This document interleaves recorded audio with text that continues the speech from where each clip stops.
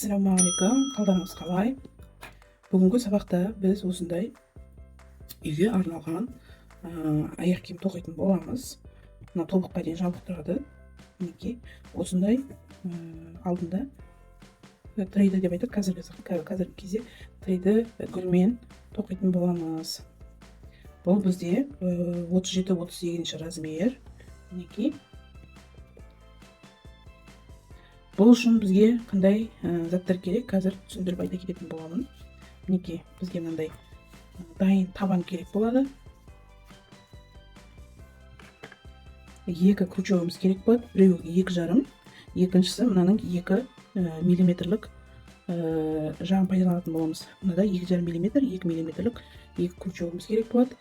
Табанның қағазы мінекей мынандай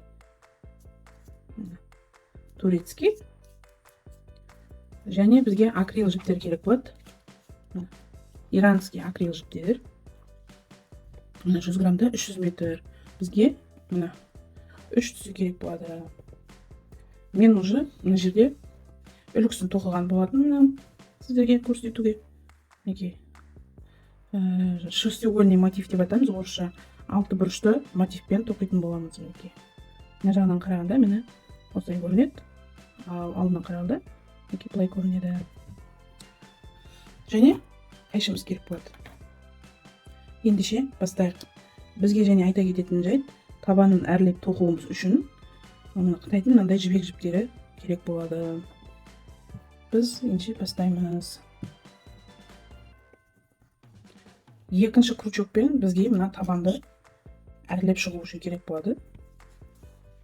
Өзінің каждый тесілген орны бар. Сол бойынша тоқып шығамыз.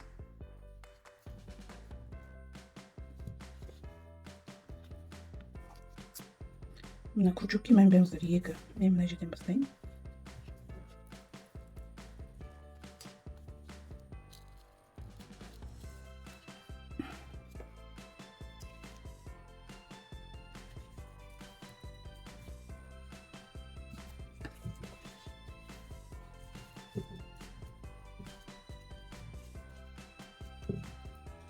Байлап аламыз.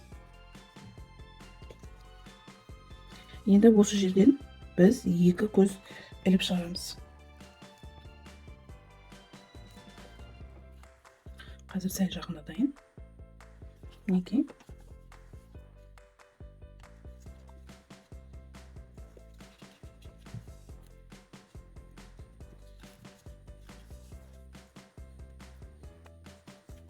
Үшінші көзді біз қазір мына жерде жалғаған кезде соңында тоқып кетеміз. Қазір мына біздер әр көзге 3 петлядан теретін боламыз.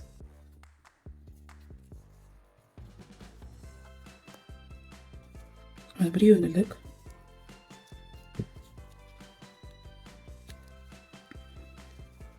Екеуін ілдік.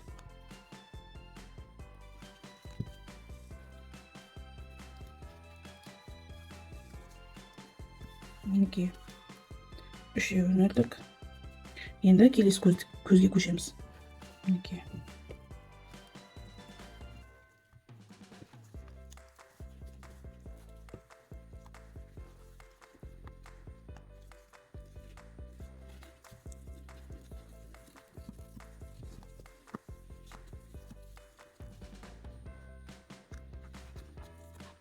Мінекей, каждый көзге осылай 3-3-ден тоқисыздар.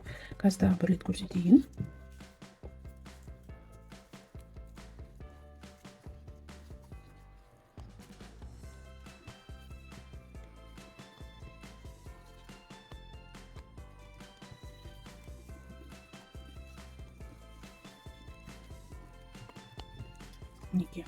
Енді біз дәл осылай мына жерге дейін тоқып келейік. Мына айта кетейін қазір. Бізде мынаны ортаңғы көзі деп алсақ, біз осы көзден былай қарай мына жерде мынау екеуін орта деп алуға болады. Мынау 1, 2, 3, 4, 5, 6 көзге біз 4 реттен тоқитын боламыз. Қазір мен осы жерге дейін тоқып келейін, сосын сіздерге көрсететін боламын. Мына каждый біз табандардың ортасын тауып алуымыз керек. Мінекей, өстіп қараған кезде мынау бас жағы, мінекей былайына көлденеңнен қойсай. Мінекей бүйтіп қараған кезде мынау ортасы болып тұр да. және мынау мына ортасы болып тұр. Біз даже мынаны ортаңғы бөлігі деп белгілеп алып, мінекей мына екеуінен, екі жағынан және мына екі жағынан алсақ болады. Мына жіпті былайынан қойған кезде бірақ бізге мына екі көзі қатар түсіп тұр. Біз сондықтан мына екі көзге туралаймыз, алтау қойғанбыз. Сіздер тоқып жатқанда қараңыздар. Мысалы, менде мына табанда көрсеңіздер, ортаңғы бөлігі уже көрініп тұр. Мінекей, мынау мен дайындап қойған табандарым, мінекей. Мына жерде де міне, мынау төбесі, мына өкше жақтың төбесі, ортаңғы центральный көздер болып саналады мына екеуі. Ендеше, ары қарай тоқи берейік. Мен қазір сіздерге мына жерге келгенде көрсететін боламын. Мінекей, қараңыздар. Мен жаңа айтқан өкшеге келдік. Енді біз мына көзден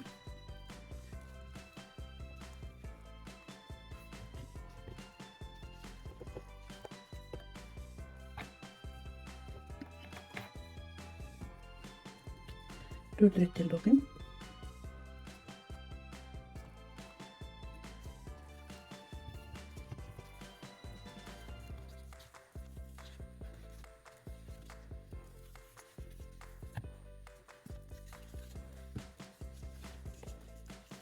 Екеуі болды.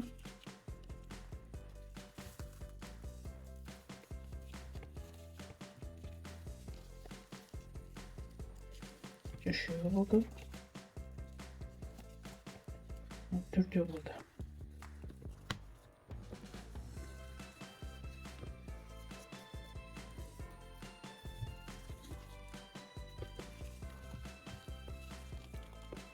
Екі біреу.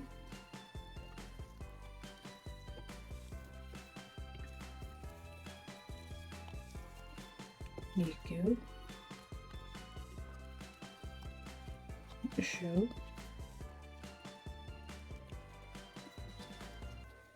Төртеу болды.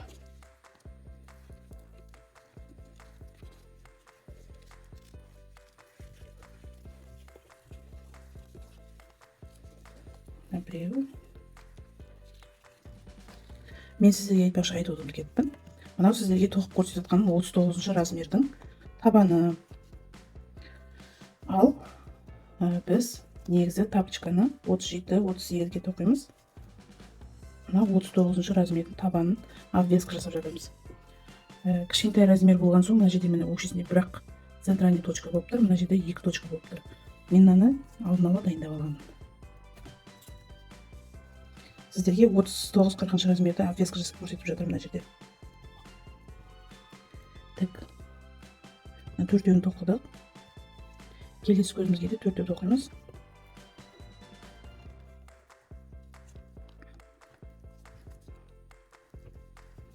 Біреу, екеу, үшеу, мінекей төртеу. Келесі көзге де. Біз 39-40 размерде өкшесінде 6 көзге обвеска жасап жатырмыз. 6 көзге төртеуден тоқып жатырмыз. Кей кезде, енді бұл дайын табан болғаннан кейін дайын көздерге тоқып жатырмыз ғой. Кей кезде бұлай екі қатар көз келмей қалады. Жаңағы 37-38-дегі болады. Соғанда мән беріңіздер. Төртеуін тоқыдым.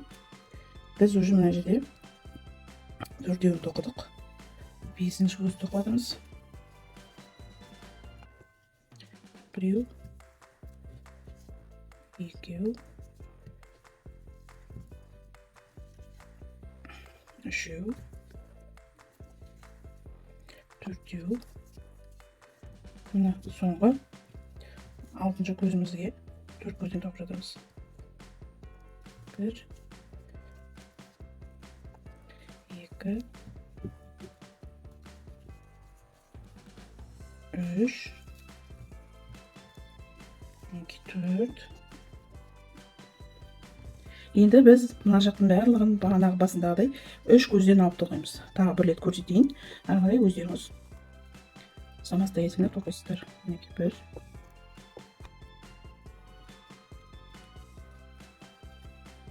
2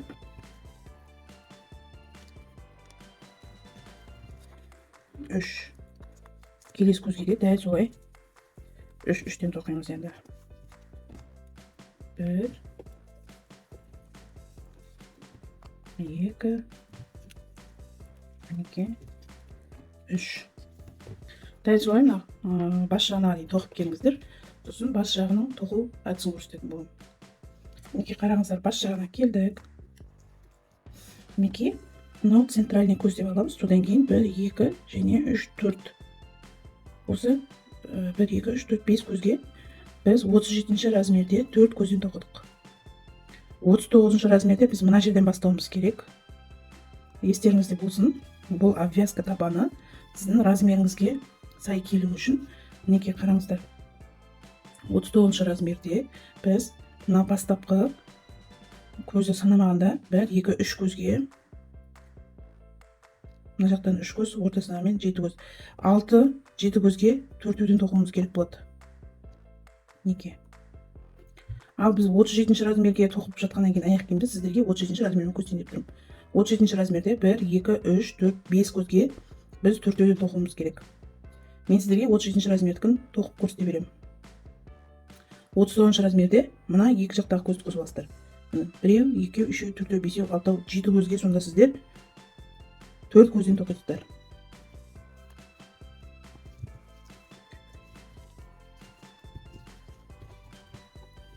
Мен 37 размердікін көрсетіп жатырмын осы кезде. 37-38 размерде біз бастапқы 5 көзге ғана 4-ден тоқимыз. 1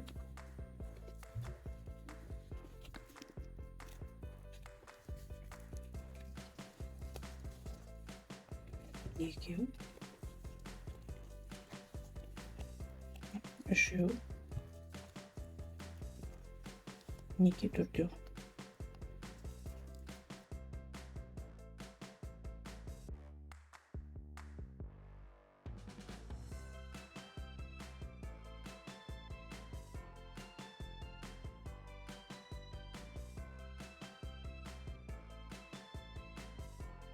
мына жерде қалған бәрін 3-ден тоқып кетесіздер.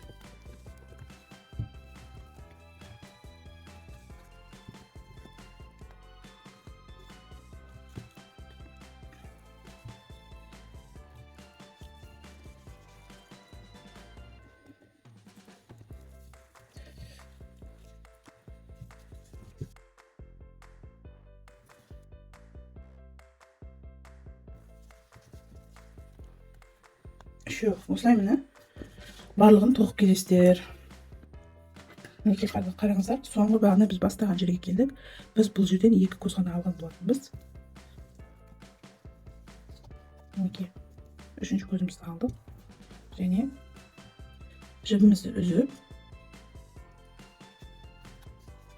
мына жерден былай жалғаймыз. Мінекей табанда осылай обвязка жасап шығасыздар. Ары қарай мен мынадай тоқылу үлгісін көрсететін боламын.